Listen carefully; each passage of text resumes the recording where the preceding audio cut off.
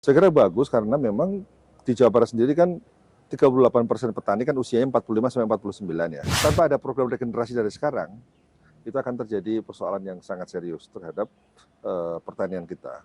Beliau sangat visioner, ya, sangat visioner dan sudah mulai melakukan konsolidasi untuk program ini. Memang program ini kan tidak bisa membalik telapak tangan ya. Nah, kita nggak tahu siapa nanti jadi gubernur 2024, dan sebagainya. Siapa nanti gubernur 2029, kita juga nggak tahu siapa. Tapi kesinambungan program ini menjadi penting. Tinggal orang yang bisa melanjutkan apa yang saat ini sudah digagas oleh Pak Ridwan Kamil. Saya kira banyak gagasan-gagasan program yang sangat bagus, yang perlu terus dikawal untuk bisa impact pada perubahan ini. Baik, Assalamualaikum warahmatullahi wabarakatuh. Saya Fatur Rahman, sedang bersama seorang yang sangat terhormat, terutama di dunia pendidikan tinggi, Profesor Dr. Arif Satria. Nah. Assalamualaikum, Prof. Waalaikumsalam. Terima kasih loh sudah Selamat. berkenan. Kita diskusi dunia pertanian, dunia pendidikan di Jawa Barat, di Indonesia. Perkembangan terbaru di dunia pendidikan dulu, Prof. Apa yang paling hot nih di era sekarang ini, 2023 lah terutama, atau menjelang 2024? Kalau pendidikan memang ya kita hadapi adalah disrupsi yang luar biasa ya. Jadi persaingan antar perguruan tinggi itu ke depan sudah nggak terlalu relevan karena yang kita hadapi adalah sekarang program-program mikro kredensial. Jadi sertifikasi kompetensi yang dimiliki oleh perusahaan-perusahaan besar dan itu sekarang semakin banyak diminati. Jadi itu bisa menjadi ancaman, tapi kita bisa jadikan itu sebagai opportunity, peluang.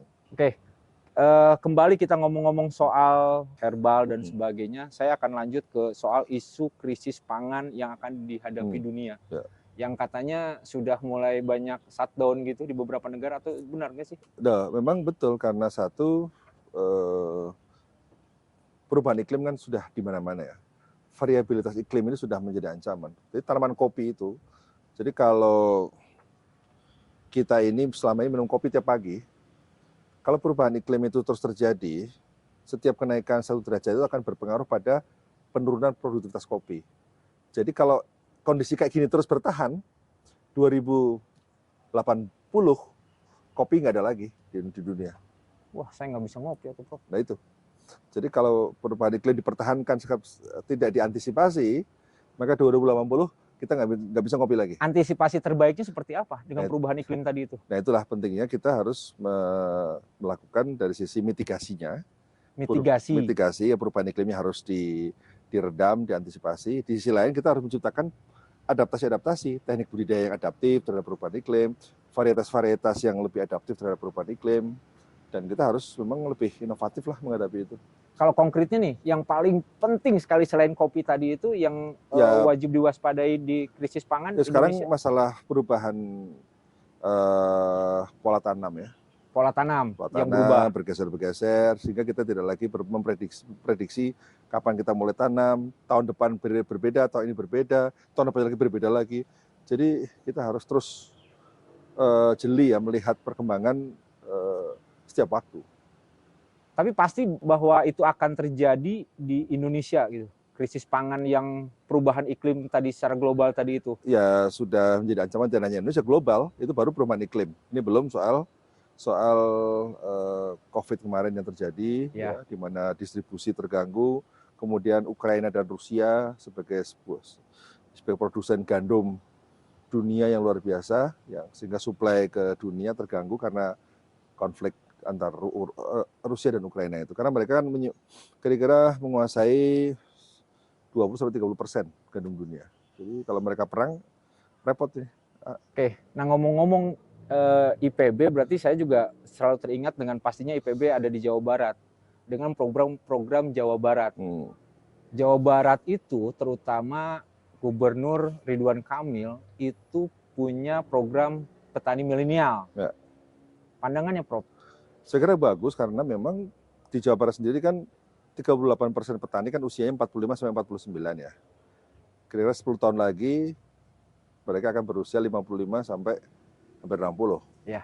Tanpa ada program regenerasi dari sekarang, itu akan terjadi persoalan yang sangat serius terhadap pertanian kita. Nah, saya kira program petani milenial menjadi penting, satu, untuk mengantisipasi terjadinya krisis regenerasi petani, kemudian kedua untuk menyiapkan generasi baru petani yang lebih unggul, yang well informed terhadap perkembangan pasar yang lebih baik, kemudian juga penguasaan teknologi juga yang lebih baik.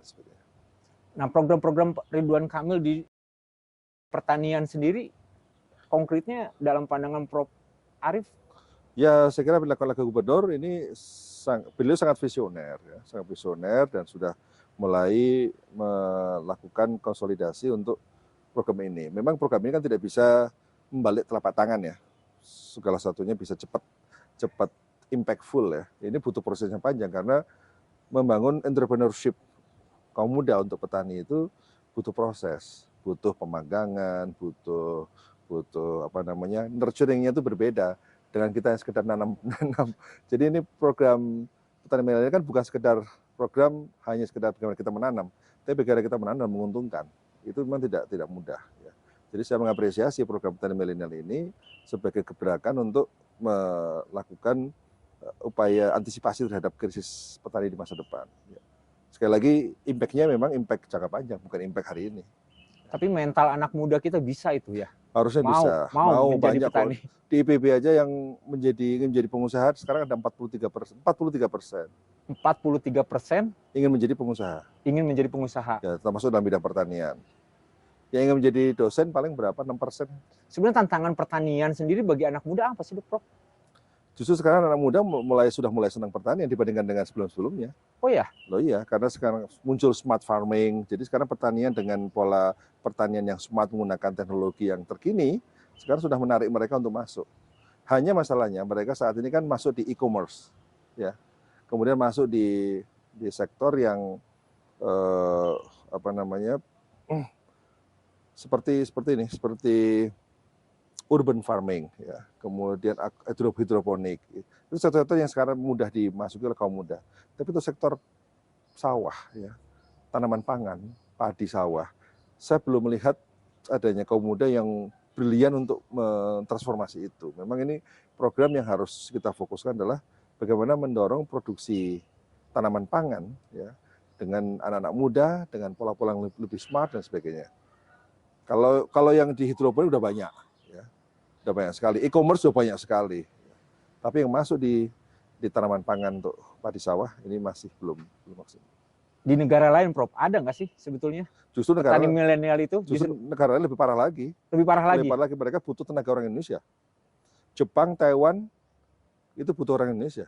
Artinya konsep petani milenial yang digagas di Jawa Barat ini udah oke atau? Oke. Saya kira oke sekali. Oke sekali. Tinggal apanya, Dok? Nah, tinggal sekarang itu harus menjalin kolaborasi dengan perguruan tinggi, lembaga-lembaga riset yang ada di sini, ya. Kemudian ya kita bisa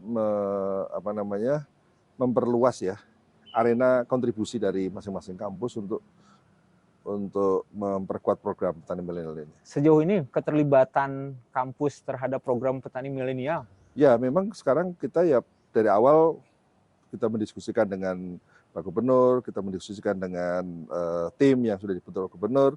Ya, kita butuh yang kita perlukan sekarang percepatan. Ya. Percepatan di konkretnya? Percepatan ini sinergi dan kolaborasi. Karena masing-masing perguruan tinggi sebenarnya kan juga sudah punya program petani milenial, ya. Punya program regenerasi petani. Nah, kalau itu dilingkan dengan program Gubernur, saya kira akan semakin bagus. Seperti apa, Prof? Nah, kita punya program One Village One CEO. Ya.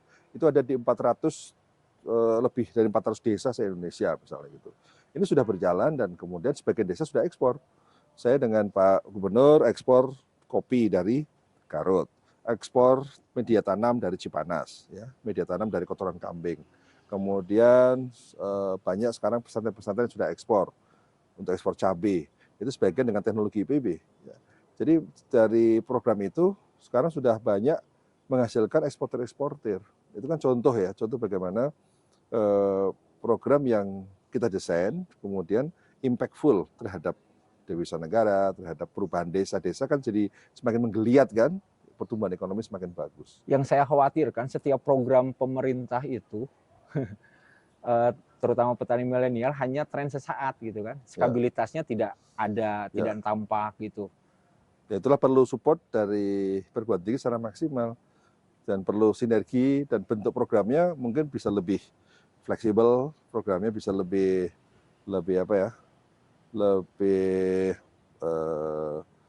punya linkage ya terhadap apa yang saat ini sudah dilakukan oleh banyak pihak. Kebijakan Jadi, pemerintah sendiri. Orkestrasi itu yang paling penting sekarang. Oke, maaf. Kebijakan pemerintah sendiri di bidang kebijakan anggaran gitu dalam program petani milenial sudah cukup atau justru masih kurang? Ya memang itu kan petani milenial kan melibatkan banyak pihak ya, termasuk perbankan. Kalau program pemerintahnya, menurut saya dana sih sebenarnya sudah cukup banyak, cukup besar ya. Saya tidak selalu mengatakan semua bersumber dari dana, ya. Karena program ini yang kita perlukan sebenarnya adalah dari sisi program untuk membangun kegigihan orang untuk berterjun dalam bidang pertanian. Dan itu bisa dari mana-mana, bisa dari CSR perusahaan, dan banyak lembaga-lembaga internasional yang menyiapkan dana-dana untuk itu. Jadi sebenarnya saya sih tidak berpikir bahwa dana menjadi halangan. Berarti lebih pada penguatan mental mahasiswa atau desain program yang bisa memperkuat itu, ya. Desain program bisa memperkuat mental, bisa ya secara efektif ya, bisa membangun, dan secara efektif bisa membuat mereka cepat mandiri. Karena apa? Karena memang ada masa pendampingan ya, inkubator bisnis yang kita lakukan misalnya itu butuh waktu 1 tahun sampai 2 tahun. Jadi nggak bisa tiba-tiba setengah tahun udah jadi udah langsung ekspor, nggak mungkin, Mas. Butuh 1 tahun, 2 tahun, itu harus dianalisis pasarnya seperti apa dan sebagainya. Satu lagi nih Prof. Ya. Jabar Juara, kembali pada program Jabar Juara memiliki program petani milenial. Itu betul nggak sih bisa menjadi solusi? Bisa, saya kira bisa jadi solusi. Memang sekali lagi butuh ketekunan, butuh konsistensi, butuh keseriusan yang tinggi ya untuk bisa mensukseskan itu. Karena sekali lagi ini tidak bisa program setahun 2 tahun. Sehingga untuk menjaga sustainability program ini, kesinambungan program menjadi penting. Kesinambungan program antar anggaran setiap per tahun ya, kemudian juga antar periode kepemimpinan. Ya. Nah, kita nggak tahu siapa nanti jadi gubernur 2024, sebagainya, siapa nanti gubernur 2029, kita juga nggak tahu siapa.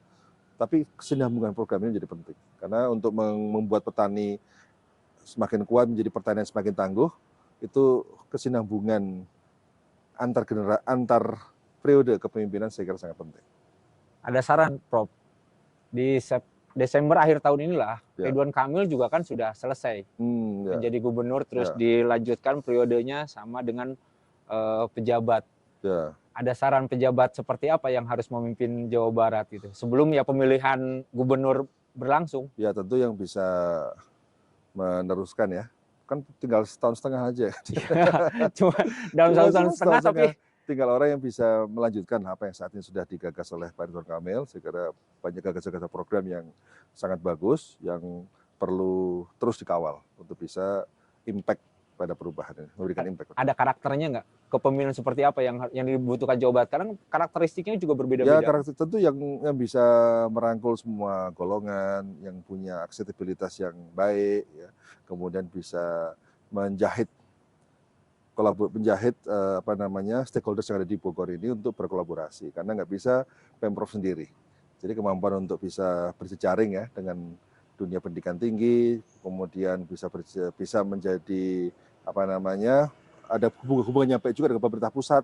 Ini kan provinsi kan harus kemana-mana kan, dekat dengan rakyat, dekat dengan stakeholders, juga dekat dengan pemerintah pusat.